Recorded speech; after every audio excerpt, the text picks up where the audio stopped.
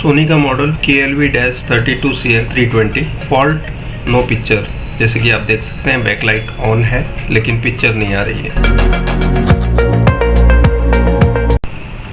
इसमें लगी हुई पैनल नॉन एचडी है। जैसे कि आप देख सकते हैं ये LVDS cable directly panel area में जा रहा है। इसमें टिकॉन नहीं है, डायरेक्टली टिकॉन सोर्स पीसीबी में है। सोर्स पीसीबी में वोल्टेज चेक करने के लिए पैनल के ऊपर की फ्रेम खोलनी होगी। तो हम जल्दी से डिसअसेंबली शुरू करते हैं।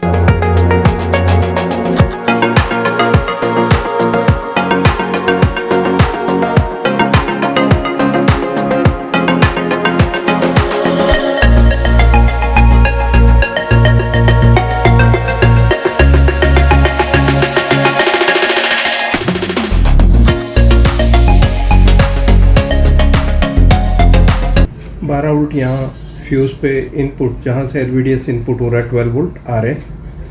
आउटपुट फ्यूज़ का जो है वो बंद है, तो यहाँ फ्यूज़ ओपन है। लेकिन जब भी फ्यूज़ ओपन होता है तो you have to check the diode test. मैं बता देता हूँ कोल्ड टेस्ट में डायोड टेस्ट कैसे करते हैं। मैंने पावर ऑफ कर दिया, आप देख सकते हैं इंडिकेटर लाइट ऑफ है। ओके, अभी हम डायोड टेस्ट में देखेंगे इस साइड की रीडिंग। तो मैंने मीटर को डायोड टेस्ट में रख दिया है और चेक कर रहा हूँ।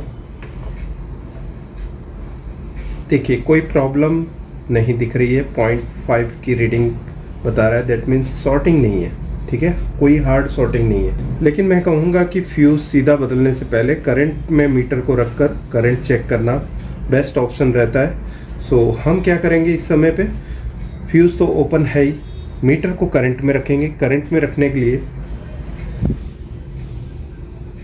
ये इस टाइप के मीटर में प्रोब आपको निकालना होता है। मैंने ये मिली एम्पियर में रखना है मीटर को, और यहाँ पर मिली एम्पियर में रेड वायर। ठीक है, अब ये जो लाल तार है ये इनपुट साइड में मुझे कनेक्ट करना है और आउटपुट साइड में टच करके मुझे देखना है कि क्या रीडिंग आती है। देखो 135 मिली एम्पियर तक ओके है। ठीक है, हम देख लेते हैं क्या रीडिंग है अभी इस समय पे। पावर दे देंगे और देखिए LVDS के इनपुट में मैंने कनेक्ट किया है और दूसरा प्रोब जो है करंट में हम चेक कर रहे हैं। क्या बता रहा है, 26 milliampere. That means there is no sorting. Okay, so अभी हम फ्यूज़ पहले बदलेंगे। ओके, क्योंकि हमें कोई सॉर्टिंग नहीं दिख रही है, आगे प्रॉब्लम नहीं है अभी इस समय पे जो हमें नज़र आ रहा है। तो फ्यूज़ रिप्लेस कर लेते हैं।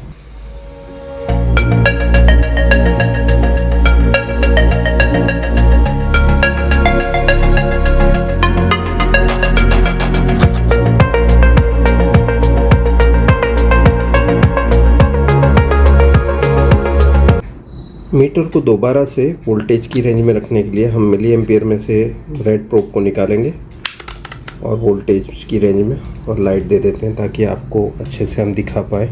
चेक कर लेते हैं फ्यूज़ की दोनों तरफ कोई लोडिंग नहीं है और फ्यूज़ नहीं उड़ना चाहिए इस समय पे। यहाँ पे हमें चेक करना है अभी 12 वोल्ट।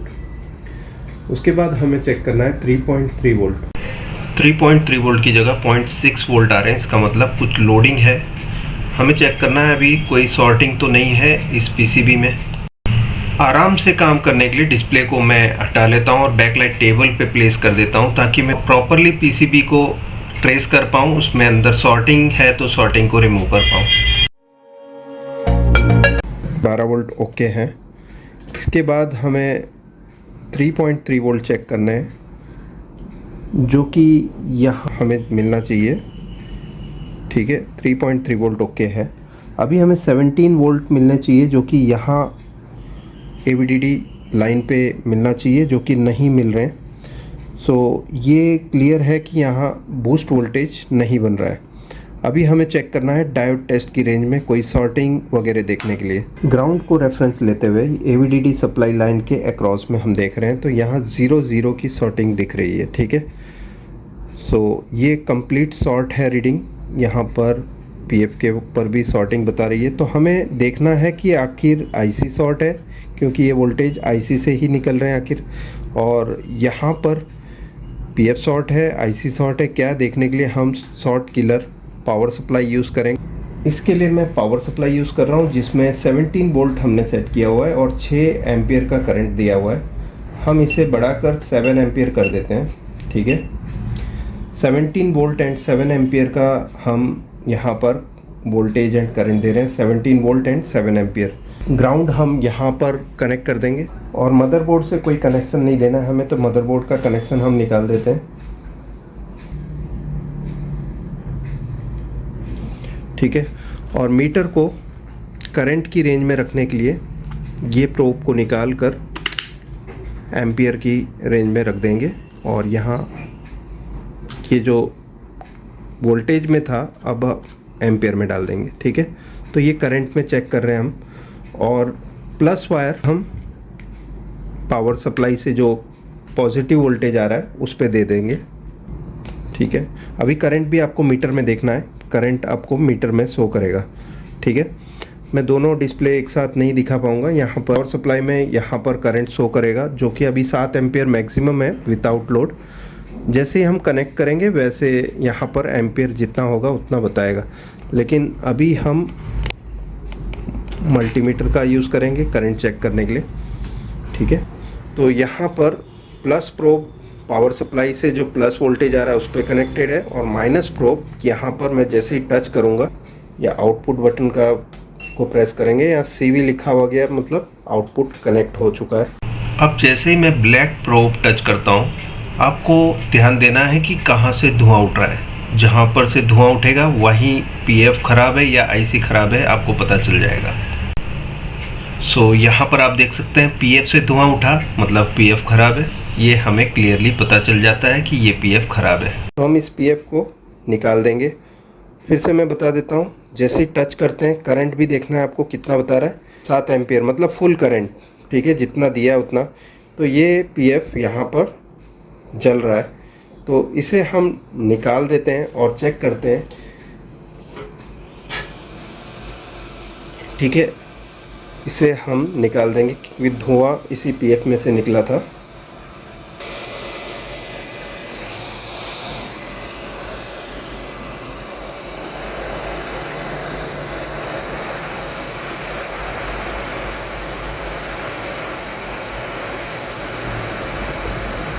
पूरी तरह नहीं निकालेंगे, अपने एक एंड पे ये चिपका रहेगा ताकि हम चेक कर पाए कि PF शॉर्ट यही वाला PF शॉर्ट था।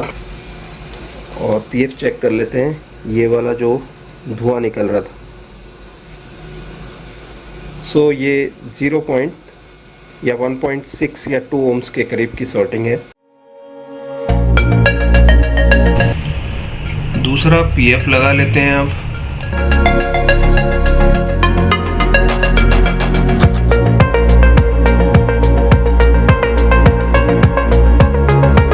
जो इसमें PF शॉर्ट था वो ये वाला CD18 नंबर का, ठीक है। अब चेक कर लेते हैं पावर देके।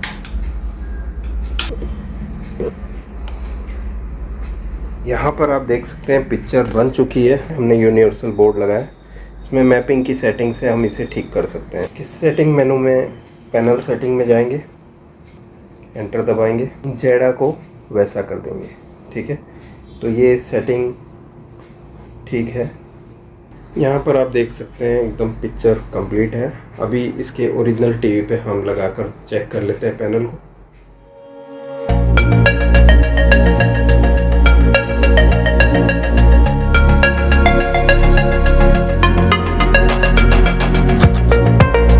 अभी आपने देखा हमने ये PF रिप्लेस करके टीवी को ठीक किया था, CD18 नंबर का है। अब पिक्चर भी आ चुकी है इसमें, ओके। जल्दी से इसे असेंबल करके चेक कर लेते हैं।